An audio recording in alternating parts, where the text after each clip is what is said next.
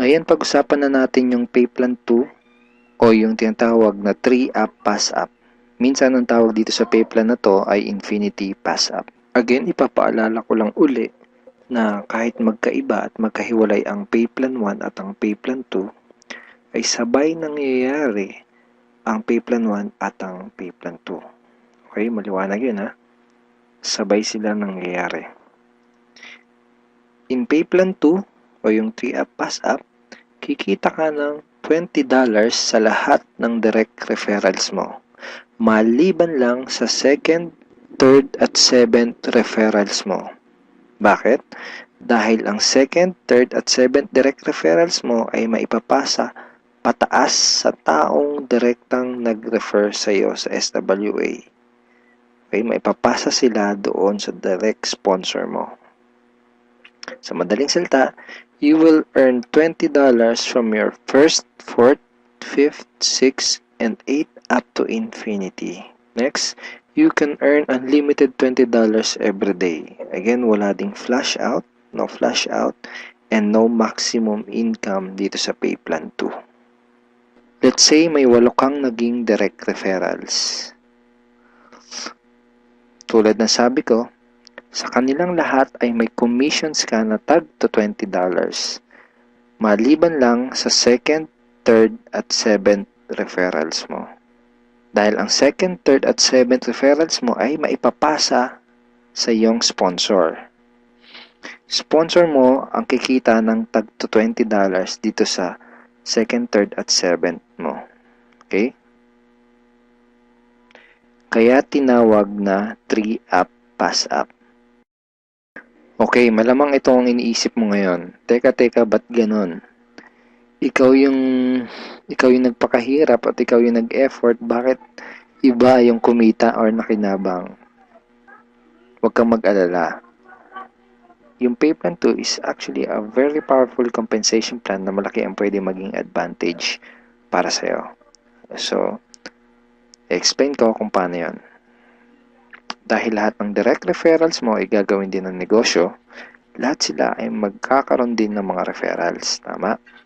At dahil ikaw ang kanilang sponsor, sila naman ang magpapasa ng kanilang second, third at seventh referrals sa iyo. Okay? For example, itong si Mark. Kanyang second, third at seventh referrals ay maipapasa niya sa iyo. Ikaw ang kikita ng tagto $20 sa second, third at seventh referrals ni Mark. Okay? Ganon din kay Toby. Yung second, third at seventh referrals ni Toby ay maipapasa rin sa iyo. Ikaw din ang kikita ng tagto $20 sa second, third at seventh referrals ni Toby. So, ganon din ang mangyari kay Fred, kay Dayan, etc. Kikita ka ng tagto $20 sa mga second, third at seventh referrals ng mga direct referrals mo. Pati itong mga naipass up sa'yo, kung mapapansin mo parang naging considered as direct referrals mo na rin sila dito sa pay plan 2. So pati ang mga yan ay magpapasa ng kanilang second, third at seventh referrals nila sa'yo. Darating yung time na araw-araw ka nang tatanggap ng mga tag to $20 sa email mo. Dun sa mga $20 na commissions mo, ganito yung email na matatanggap mo from SWA. Okay, see the $20. Just imagine kung gaano kaganda ang gising mo kung sa tuwing umaga at pagbangon mo sa kama at pag-check mo sa computer mo para i-check ang email mo ay hindi mga Facebook notifications ang matatanggap mo, kundi puros $20 in commissions tulad ng mga to. Okay? Sarap ng gising, di ba? So, okay, yan yung mga yan. Parang ganyan yung matatanggap mo. Now, let's try to compute the potential income for this pay plan. Sigurado na may excite ka dito sa mga susunod na ipapakita ko sa'yo. Assuming na mayroon ka lang 3 direct referrals who will pass up their second, third, and seventh referrals to you. Okay? So, 3 na magpapasa ng kanilang 2nd, 3rd, and 7th. So, 3 times 3, that's a total of 9 times $20 yung SWA Pay Plan 2 commission times $20, that's a total of $180.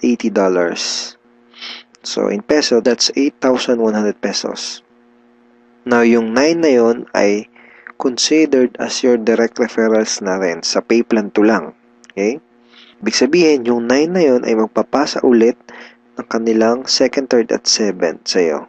So, 9 times 3 equals 27 times $20 commission, that's a total of $540 or 22,680 pesos.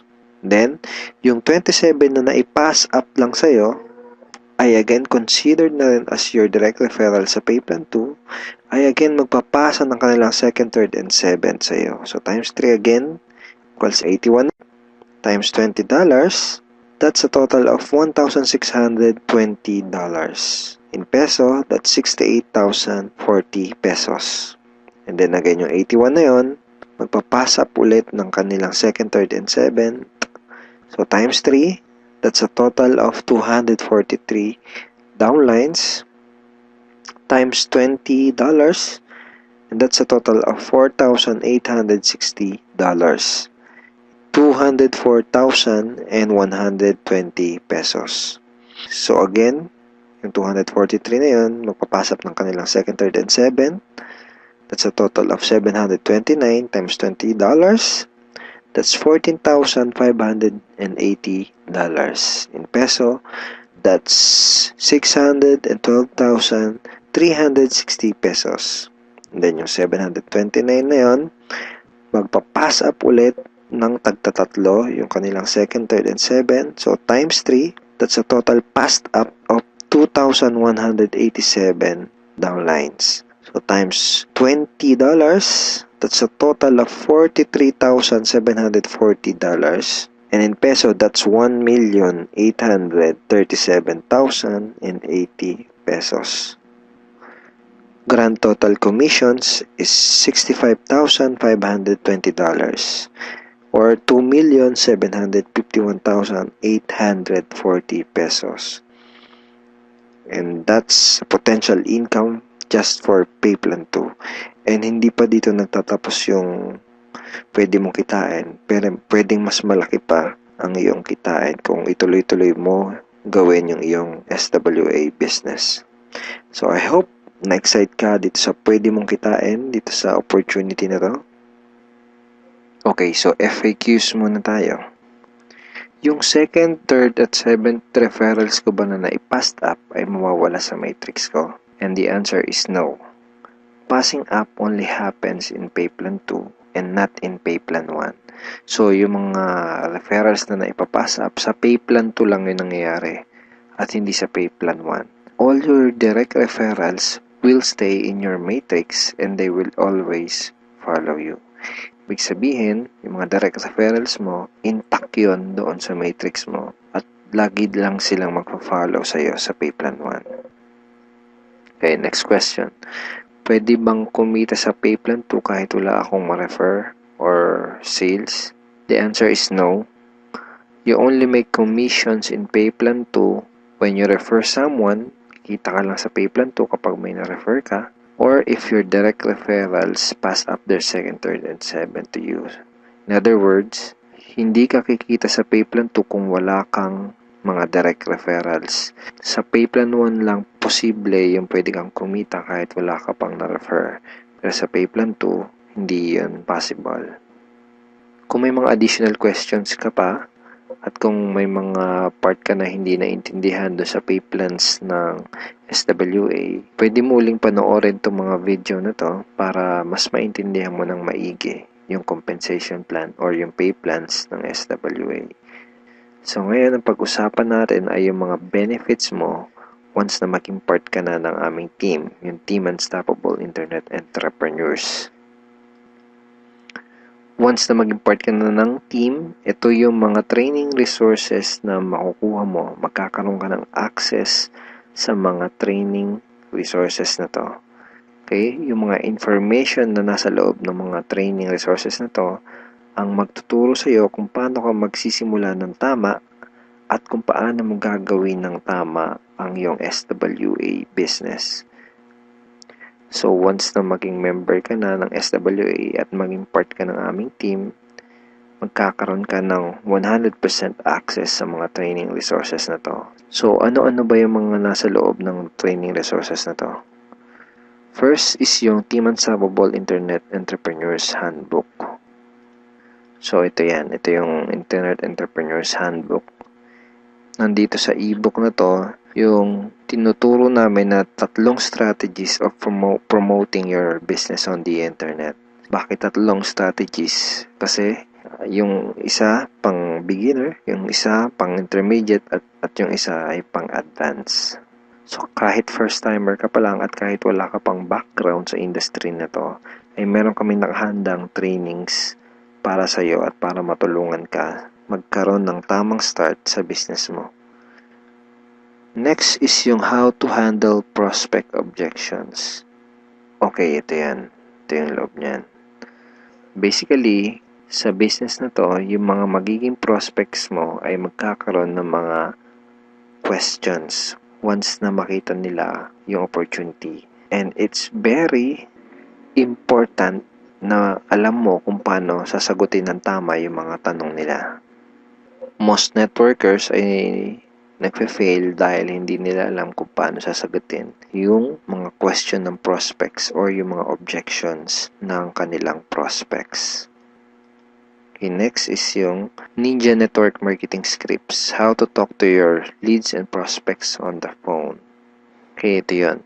Basically, these are sets of scripts na magagamit mo kapag kakausapin mo yung mga prospect mo sa phone, or sa chat, pwede rin sa chat, or one-on-one.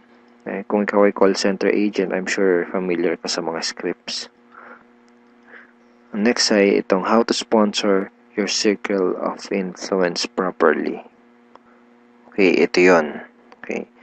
So, ituturo din namin sa iyo kung paano mo i-approach ng tama yung mga kaibigan, kakilala at kamag-anak mo. Dito mo matututunan, dito sa ebook na to, mo matututunan kung paano sila i-approach ng tama.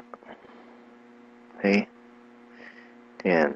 May mga sample email din yan na pwede mong isend sa mga kakilala at kaibigan mo. It's a step-by-step training ebook. Okay? Tignan mo step 2. So, isa to sa mga step-by-step na mag-guide sa'yo kung paano mo gagawin yung negosyo mo ng tama kung first time mo pa lang papasok sa ganitong klase ng business. And next ay itong how to create your automatic recruiting system, the 3M system blueprint. Basically, this is a video tutorial paano gumawa ng website na tutulong sa'yo para i-promote ang iyong business. Matututunan mo kung paano ka gagawa ng ganitong klase ng website. Ito yung website na tutulong sa iyo para mas mapadali mong gawin ang iyong SWA business.